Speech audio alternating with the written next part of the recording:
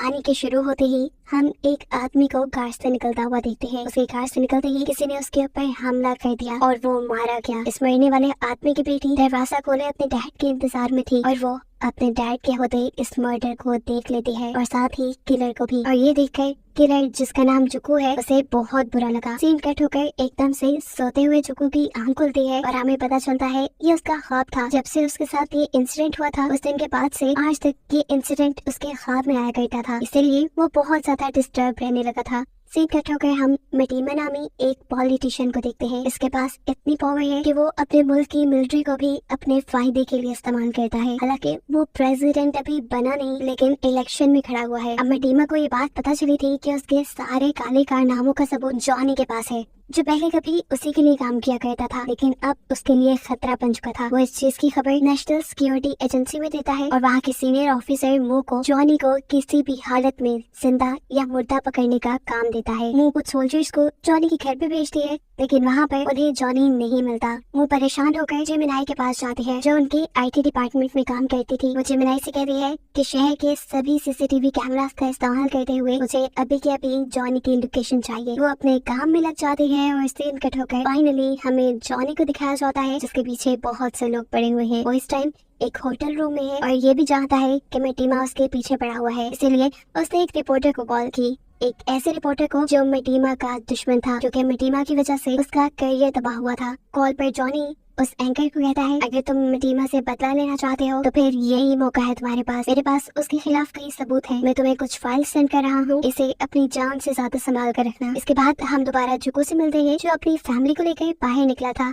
उन्होंने अपने बेटे को स्कूल छोड़ा, फिर वो अपनी वाइफ को लेकर मार्केट आ गया। ये एक हैप्पी फैमिली नजर आ रही थी। जो भी अब काम पे आ गया, जहाँ हमें मालूम हुआ कि वो तो एक नॉर्मल सी बाइक रिपेयरिंग शॉप के अंदर काम करता है। यहाँ ऑफिस में जेमिनाई ने भी जॉनी की लोकेशन को ट्रेस कर लिया था और ट्रेस करते ही सोल्जर्स उसे पकड़ने के लिए उसके होटल जहाँ पहुंचे थे। जॉनी जैसे ही सोल्जर्स को नोटिस करता है तो फौरन अपनी कार लेकर वहाँ से भाग निकलता है। सोल्जर्स भी उसके पीछे लग जाते हैं। वो उसे शूट भी कर सकते थे, लेकिन वो ने उन्हें मना कर दिया, ये कहते हुए कि हमें जॉनी को जिंदा पकड़ना है और उसके पास मौजूद सभी सबूतों को तबाह करना है। जॉनी इस टाइम जुको के पास आया था, क्योंकि पहले वक्तों में वो जॉनी का पार्टनर हुआ करता था, लेकिन आखिरी मर्तबा जब उसने जॉनी के लिए एक आदमी को मारा और उसे मरता हुआ उसकी बेटी ने देख लिया, तब के बाद से जुको ने हर बुरा काम छोड़ दिया था। लोगों की नजर में बेशक इनका काम बुरा था, लेकिन हकीकत ये थी कि इनका काम बुरा नहीं था। ये लोग मटीमा के खिलाफ लड़ रहे थे, क्योंकि पावर में होने की वजह से उसके खिलाफ कोई बात नहीं कर पाता था। जो कुछ जॉनी की एक भी बात सुनने को तैयार नहीं था, लेकिन यहाँ जॉनी उसे कहता है अब वक्त आ गया है उस मिशन को पूरा करने का जिसे हमने स्टार्ट किया था। जो को साफ मना कर देता है, ये कहते हुए अगर मैंने ये काम किया तो वो मेरी फैमिली के पीछे पड़ जाएंगे। तो अब जॉनी कहता है ये मिशन तुम्हारी फैमिली से ज्यादा जरूरी है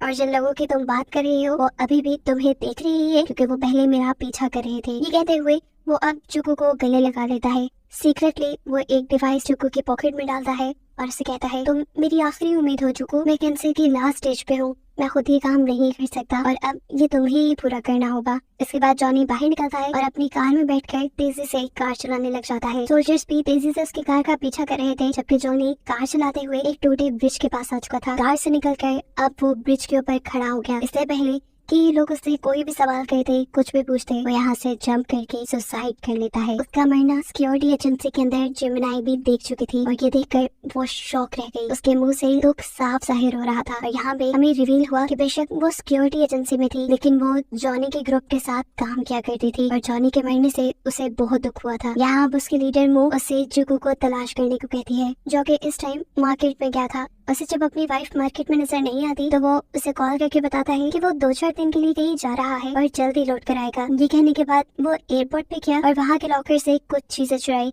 यहीं पर जेमिनाई ने उसे ट्रेस कर लिया और उसके पीछे सोल्जर्स भेज दिए। सोल्जर्स उसे यहीं से अरेस्ट कर लेते हैं और उसे लेकर जाते हैं एक रूम में। वो जबरदस्ती उसे कुछ पूछताछ कर रही थी, लेकिन तभी जुको ने उल्टा उन्हीं के ऊपर वार करके अपने आप को उनसे छुड़वा लिया। जुको अब पैदल ही चलता हुआ अपनी बाइक शॉप पे आया था क्योंकि वो नहीं चाहता था कि उसके भाई के जरिए कोई उसे ट्रेस कर ले। एयरपोर्ट से जो उसे सामान मिला था उस सामान में एक मैप भी था और मैप पे एक निशान बना था, यानी इसका मतलब यहाँ पर जुको को जाना था। वो अब इस शॉप से एक नई बाइक लेता है और अपना सफर शुरू कर देता है। यहाँ जब जेमिनाई जुको को ट्रेस नहीं कर पाती तो मो यानी उसकी लीडर उसकी फैमिली को किडनैप करवा लेती है। जुको की वाइफ से ये लोग इन्वेस्टिगेशन करते हैं कि जुको और जोनी का क्या ताल्लुक था, लेकिन जुको की वाइफ उसके पास्ट के बारे में कुछ भी नहीं जानती थी। उससे जुको के बारे में जब कोई इन्फॉर्मेशन नहीं मिलती तो मैटीमा मो को अपने घर बुलाता है और उससे कहता है कि अगर तुमने जुको को पकड़ कर उससे सारी सच्चाई नहीं उगलवाई कि उनका आगे का प्लान क्या है और उनके पास मेरे खिलाफ कौन कौन से सबूत है, तो देख लेना मैं भी तुम्हारे डैड की सच्चाई सबको बता दूंगा। वो उसे उसके डैड के खिलाफ कुछ सबूत दिखाता है। जब व्हाइट और ब्लैक लोगों के दरमियान में जंग छिड़ी थी तो मो के डैड सीक्रेटली व्हाइट लोगों का साथ दे रहे थे जिससे उन्हें पैसे मिले थे। अब आधी रात में जुको जिमनाई को कॉल करता है और उससे पूछता है कि अब क्या प्लान है आगे का, जॉनी मेरे से राब्ता क्यों नहीं कर रहा। तो जवाब में जिमनाई बताती है कि वो मर चुका है। ये सुनकर वो भी दुख से पागल हो गया क्योंकि जुको के लिए वो एक फैमिली की तरह था। जॉनी ने बिल्कुल उसे एक बाप की तरह पाला था। यहीं पर जिमनाई उसे एक और बुरी खबर ये देती है कि मो ने उसकी फैमिली को किडनैप कर लिया था। ये सुनकर जुको कहता है मैं फौरन वहाँ वापस आ रहा हूँ। तो जवाब में जिमनाई कहती है नहीं, तो अपना मिशन पूरा करो, यहाँ की सारी कंडीशन मैं संभालूंगी, मैं उन्हें किसी तरह यहाँ से निकाल लूंगी। या वापस अपने ऑफिस में आकर अगले दिन वो कोई खबर मिलती है कि जो को अपनी वर्कशॉप से एक बाइक चुरा कर भागा था। ऐसे में वो न्यूज़पेपर के अंदर एक बाइक चोर के नाम का ऐड दे देती है। अब जो को जैसे ही फ्यूल डलवाने के लिए रुकता है तो वहाँ उस फ्यूल स्टेशन की मालिक जुको को पहचान लेती है। वो जुको का पीछा तो नहीं करती लेकिन सिक्योरिटी एजेंसी को कॉल करके उसके बारे में खबर कर देती है। दूसरी तरफ सिक्योरिटी एजेंसी के अंदर जेमिनाई जुको की वाइफ के पास जाती है और उसे कहती है घबराओ मत, मुझे जुको ने भेजा है और मैं तुम्हें यहाँ से बाहर निकाल दूंगी। अभी वो ये बात करके बाहर निकली ही थी कि उसे पता चला उसकी ये सारी बातें एक दूसरी एजेंट सुन चुकी है जो मुंह यानी अपनी बॉस को जाकर सब सच बता देती है और बॉस जेमिनाई को अरेस्ट करने का ऑर्डर दे देती है। ऑफिसर्स जब उसे अरेस्ट करके ले जा रहे थे तो रास्ते में ही जेमिनाई अपनी हथकड़ियां तोड़कर उनके ऊपर हमला कर देती है और जुको की वाइफ के रूम में आकर कहती है तेजी से भागो मेरे पीछे, नहीं तो यहीं पे रह जाओगी। भागते हुए वो जुको की वाइफ को एक टेरेस तक ले आई जहाँ से नीचे जाने का अभी कोई रास्ता नहीं था। वो एक अंडर कंस्ट्रक्टेड एरिया था जहाँ पर जेमिनाई ने खुद जंप कर दी और जुको की वाइफ को भी जंप करने को कहा। वो डर रही थी लेकिन अगर वो जंप ना करती फिर भी मारी जाती, इसलिए डरते हुए वो जंप कर देती है लेकिन ठीक तरीके से जंप ना करने की वजह से वो नीचे स्लिप हो गई। जेमिनाई ने उसे बचाने की भी कोशिश की लेकिन वो मारी गई। दूसरी तरफ दिखाया जाता है कि जुको को पकड़ने के लिए बहुत सारे सोल्जर्स उसके रास्ते में आ खड़े हुए थे। दूर से आता हुआ जुको ये देख चुका था और जान गया था कि ये सोल्जर्स उसी के पीछे भेजे गए हैं। वो अपना बाइक मोड़ता नहीं और ना ही रुकता है बल्कि वो दूर से आते हुए एक ऑयल कंटेनर को नोटिस करते हुए उसके ऊपर शूट कर देता है जिसकी वजह से वहाँ एक बहुत बड़ा ब्लास्ट होता है और सभी सोल्जर्स इधर उधर हो जाते हैं। ऐसे मौका पाते हुए जुको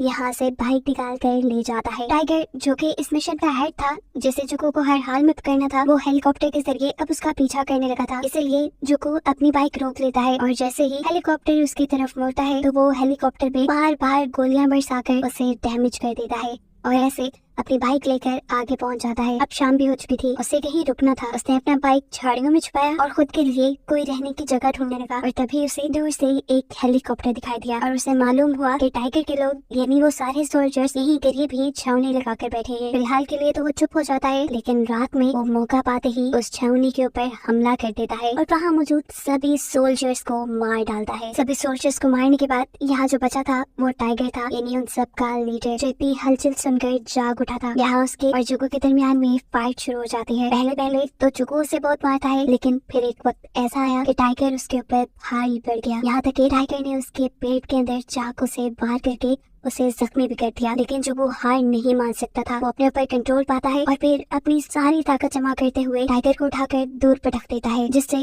अब वो जख्मी हो गया था। उसने टाइगर को मारा नहीं बल्कि वो टाइगर को छोड़ के जल्दी से हेलीकॉप्टर की तरफ बढ़ा। गन पॉइंट पे पायलट को लेकर वो वहाँ से उड़ गया। अब जहाँ उसने जाना था वहीं से कुछ दूरी पर उसने हेलीकॉप्टर रुकवाया और पायलट को शुक्रिया करके जाने का बोला। वो जख्मी इतना था कि उससे चला भी नहीं जा रहा था। थोड़ा ही चलने पर वो बेहोश होकर गिर गया और यहाँ के करीबी लोगों ने उसे फसलों में से उठाया। वो उसे अपने साथ ले गए। असल में ये लोग भी उसी के ग्रुप के लोग थे जो उसका इलाज करते हैं और एक दो दिन में जो को बिल्कुल ठीक भी हो जाता है। फिर ये लोग उसे एक खास जगह पर लेकर जाते हैं जहाँ उसके लिए कुछ सामान बनता। वो जगह खोद कर वहाँ से जब सामान निकालता है तो वो एक तिजोरी थी जिसमें बहुत सारे पैसे और मिशन के लिए बाकी इंफॉर्मेशन रखी हुई थी। इसके अंदर मटीमा के खिलाफ सबूत भी थे। ये सब चीजें लेने के बाद गाँव वाले उसे एक नेज़ा देते हैं और ये कहते हैं कि जाओ तुम अपना मिशन पूरा करके आना। वो मिशन के लिए आगे बढ़ ही रहा था कि उसे जिमनाई का फोन आया। असल में जिमनाई के फोन से मो उससे बात कर रही थी। उसे धमकाती है कि तुम्हारे पास जो कुछ सबूत है वो मुझे दे दो। वो मो की बात करते हुए उससे पूछता है मेरी वाइफ कहाँ है, और वो बताती है कि तुम्हारी वाइफ मर गई। ये सुनकर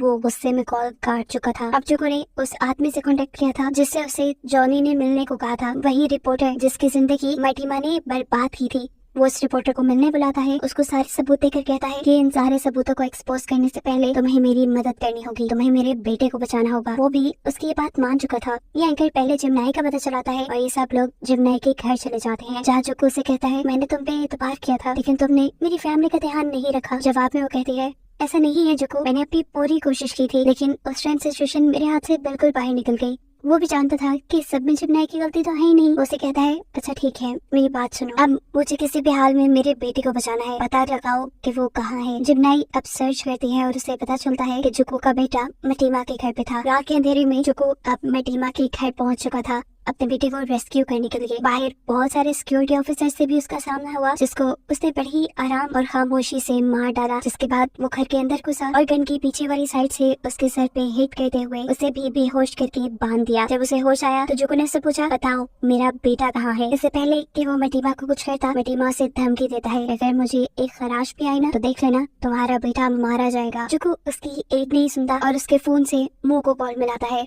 और मैटिमा से कहता है इसे कहो जल्दी से मेरा बेटा यहाँ लेकर आए। मैटिमा क्योंकि इस टाइम बंधा हुआ था तो उसकी ताकत कुछ नहीं थी। उसने भी मुंह को वैसे ही करने को कहा जैसा जुको ने बोला। जितनी देर ये लोग जुको के बेटे का इंतजार कर रहे थे तब तक मैटिमा ने उसे खरीदने की भी कोशिश की, उसे लालच भी दी उसे जिंदा छोड़ने के लिए, लेकिन जुको ने जवाब दिया नहीं, मैं तुम्हारे जैसे इंसान के हाथों नहीं बिकूंगा। तुमने अपने ही लोगों को धोखा दिया और तुम्हारी वजह से हम जैसे कितने ही लोग भूखे मर रहे हैं। एकदम से इन्हें बाहर से फायरिंग की आवाज सुनाई देती है और जुको को पता चल जाता है कि मैटिमा ने उसके साथ चालाकी खेली। उसने यहाँ पे बहुत सारे सोल्जर्स को बुला लिया था जिन सोल्जर्स को अभी भी टाइगर नामी सोल्जर लीड कर रहा था, जिसे जुको वहाँ जिंदा छोड़ाया था। जुको खुद एक ट्रेंड कमांडर था, ज्यादा लोगों से लड़ने की ट्रेनिंग उसे पहले से ही दी गई थी। वो बिना बक्साया किए अपनी बंदूक हाथ में लिए सभी लोगों को मारता चला जाता है और फिर आखिर में बच जाता है टाइगर। अब टाइगर से लड़ने के लिए जुको अपने हथियार फेंक देता है और टाइगर भी। ये दोनों लड़ते हैं और आखिर में जुको टाइगर को बस मारने ही वाला था, लेकिन इतने में ही वो उसके बेटे को लेकर उसके पीछे आ गई। उसके बेटे को गन पॉइंट पे लेते हुए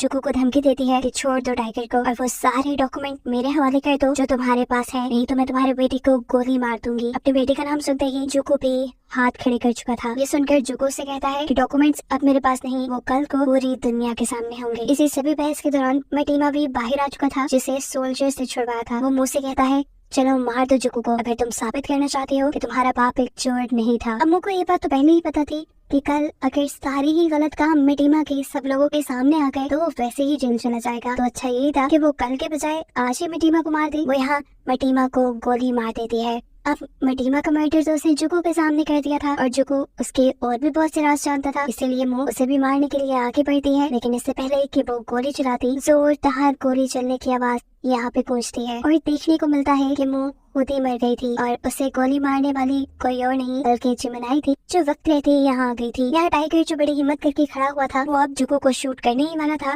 लेकिन जिमनाई ने उसे भी शूट करके मार डाला। ऐसे सारी बुराई सारे खराब लोग यहाँ खत्म हो जाते हैं और फिर जुको जिमनाई और अपने बेटे को यहाँ से लेकर चला जाता है। अगले दिन दिखाया गया कि न्यूज में मैटिमा के खिलाफ सारे सबूत आ चुके थे। सब लोग अब मैटिमा की सच्चाई जानते थे, इसीलिए किसी ने भी उसके मरने का अफसोस नहीं किया था। जबकि जुको अब अपने बेटे को लेकर किसी दूसरे शहर शिफ्ट हो रहा था और अभी भी उसके साथ उसकी वाइफ की यादें थी जिससे वो बहुत प्यार करता था और इस सारे वाकये में उसे सिर्फ अपने वाइफ को खोने का ही दुख था, जिसे दिखाते हुए ही ये कहानी यहाँ खत्म हो जाती है।